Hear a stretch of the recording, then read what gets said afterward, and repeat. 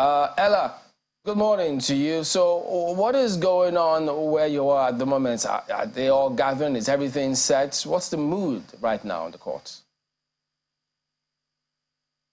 Good morning, Chamberlain. I can tell you that the Supreme Court here is a beehive of activities. A journey that started in March is finally here at the Supreme Court for the final lap on the victory of President Tinubu. As you can see behind me, you can see security agencies. They have practically taken over the place from the DSS, and at the gate we have the police, just like how we had at the tribunal some months back. So right now, people are just waiting to see how they could enter into the courts and go through the checks to see how they could get their names. Some have not been allowed to enter, especially the cameramen, but there's a back and forth on how to ensure that they can come in to take some shots. And then what we're expecting today is going to be a long sitting, because we have the appeals from the PDP, the Labour Party, and the APM, who are challenging the judgment of the tribunal. That's the Presidential Election Tribunal, which had declared President Tinubu as president. And also, there's also the motion by the vice president, the former vice president and the presidential candidate of the PDP, who is asking that the court should admit the documents from the Chicago State University as fresh evidence in the sitting. But if you can remember, the lawyers to Tinubu had said that that can't be possible because it was not admitted at the instance at the tribunal. So, and they have passed the appeals here at the Supreme Court, I beg your pardon. So it's not possible for them to admit such documents today. And all that is there's going to be a lot of back and forth from the respondents, as the INEC and President Tinubu and the APC. They're also going to state relevant laws on why such documents, as the fresh evidence by Vice President Atiku Abubakar, former Vice President, I beg your pardon, should not be admitted as fresh evidence today in court. So it's going to be a long sitting today. We expect to be here for a while.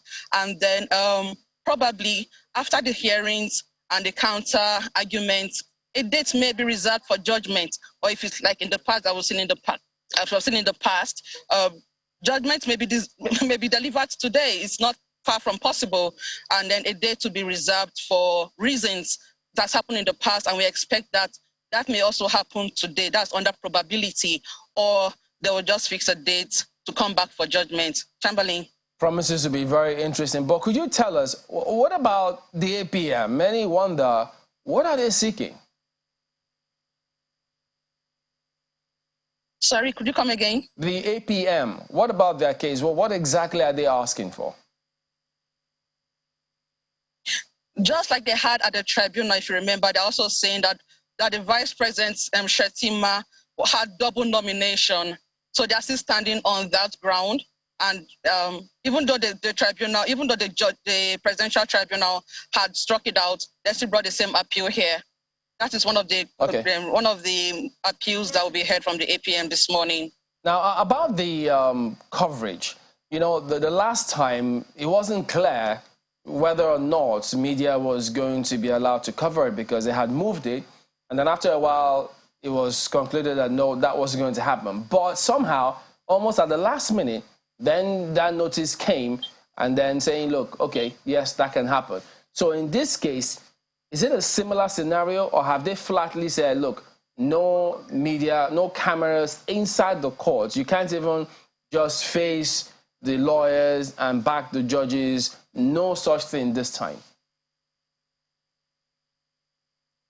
Absolutely not, I can tell you this morning, because right now the cameramen are even outside the court. They have not been allowed to even go in to even take the usual shots and take the usual shots as is usually done. So right now, to even live coverage is way out of it. Oh boy, dashes our hopes. I don't know if Ayo was expecting something. Ayo, nothing for you. Well, I wasn't even expecting that one because I think we've heard from a number of lawyers about that and how it puts the judges or justices at risk. But Ella, what I would want to ask, I mean, you've talked about the fact that there's been some layers of security in the perimeter.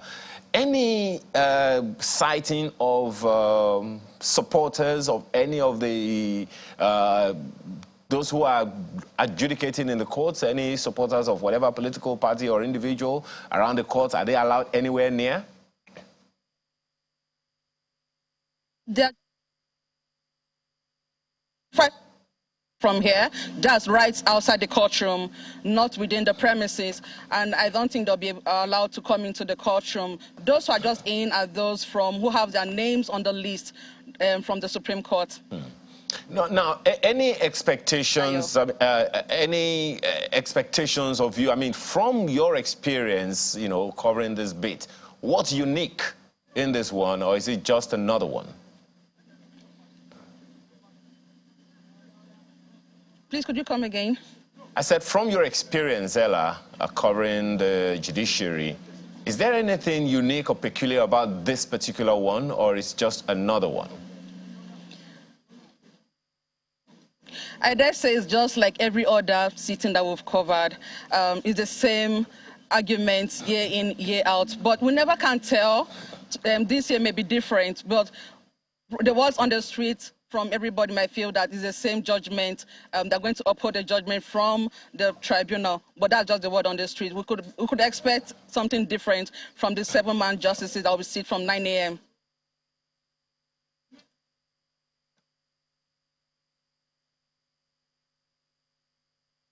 Most certainly expecting that you give us more, you know, as things unfold. Thank you so much, and all the best. And please keep safe.